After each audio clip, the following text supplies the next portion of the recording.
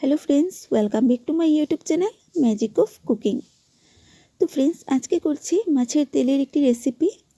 তো এখানে আমি মাছের তেল নিয়েছি, ভালো করে ধুয়ে পরিষ্কার করে নিয়েছি। আর এই রেসিপিটা করতে আমি যা যা নিয়েছি সেগুলো একবার দেখে নেই। এখানে আছে পেঁয়াজ কুচি আর কাঁচা লঙ্কা কুচি।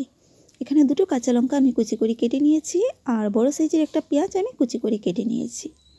এবার একটা বাটির মধ্যে আমি মাছের তেলগুলো নিয়ে নেব। তো একটা বাটির মধ্যে আমি মাছের তেলগুলো নিয়ে নিচ্ছি আর আগে থেকে ভালো করে ধুয়ে আমি পরিষ্কার করে নিয়েছি মাছের তেলগুলো। এবার এক এক করে বাকি উপকরণগুলোকে দিয়ে দেব। প্রথমে দিয়ে দিচ্ছি কাঁচা লঙ্কা কুচি আর পেঁয়াজ কুচি। এবারে দিয়ে দেব পরিমাণ মতো নুন, হলুদের গুঁড়ো, লঙ্কা গুঁড়ো,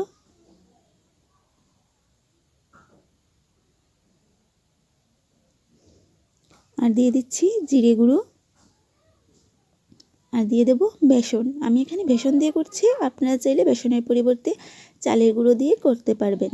তো এখানে আমি 2 চামচ বেসন নিয়েছি, আপনারাও পরিমাণটা বুঝে নিয়ে নেবেন। আর দিয়ে দেব গরম মশলার গুঁড়ো।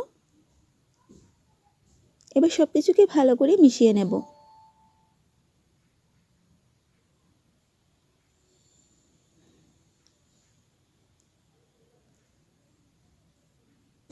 আর আজকের রেসিপিটা আমি মাটির উনুনের মধ্যে তৈরি করব। তাহলে চলুন আজকে মাটির উনুনে আমি কিভাবে রান্না করি সেটা আপনাদের সাথে শেয়ার করব। তো দেখুন, সব কিছু ভালো করে মিশিয়ে নিয়েছি, মেশানো হয়ে গেছে। আমি এখানে 2 চামচ বেসনই ব্যবহার করেছি আর লাগেনি। এবার আমি কড়াইটা চাপিয়ে গরম করে নিয়েছি, সর্ষের তেল দিয়ে বড়াগুলোকে ভেজে নেব।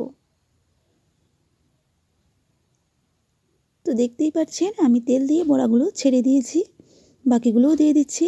আর প্লিজ, আজকে আমি অনেক কষ্ট করে ভিডিওটা করছি। আমার আজকের রেসিপিটা আপনাদের ভালো লাগলে অবশ্যই লাইক করবেন, কারণ আমি আজকে অনেক কষ্ট করে এই রেসিপিটা করছি মাটির উনুনে। দেখুন, আমি কড়াই গরম করার পর তেল যে কড়াইয়ের মধ্যে দিয়েছি তারপর বড়াগুলো দিচ্ছি, সেই জায়গাটা আমি আপনাদেরকে দেখাতে পারিনি।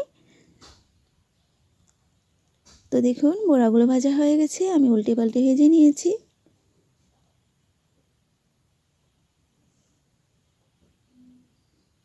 এবার তুলে নেব। একদম সহজ একটি রেসিপি আজকে আমি করলাম।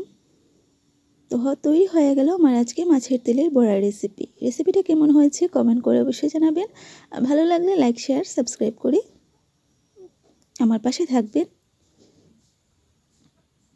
আবারও চলে আসবো আপনাদের সামনে এইরকম নতুন রেসিপির সাথে।